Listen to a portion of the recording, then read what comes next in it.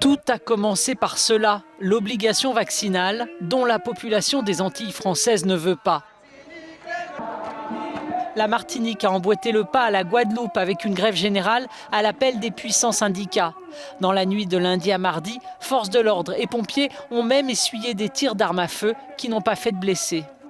Nous croyons nécessaire de rappeler que c'est à chaque fois qu'il y a des agressions policières, comme il y a eu au CHU de Martinique, qu'il y a nécessairement une réaction des travailleurs. La colère n'est pas seulement liée aux mesures anti-Covid. Le malaise est plus large dans ces Antilles où le chômage et la pauvreté sont élevés.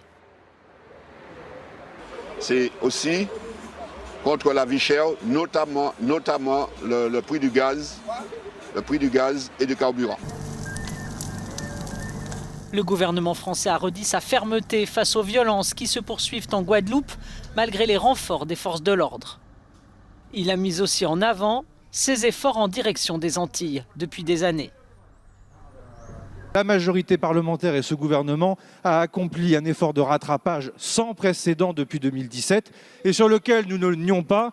Un tel retard est à rattraper qu'il faudra continuer de le faire dans les années qui viennent. En Guadeloupe, où un tiers de la population vit sous le seuil de pauvreté, la crise sociale a explosé le 15 novembre avec des violences et des pillages. La CFDT ce mardi a regretté que la violence, la destruction des biens publics et privés ait pris le pas sur la négociation et le dialogue en Martinique et en Guadeloupe après 8 jours de grève et de manifestations.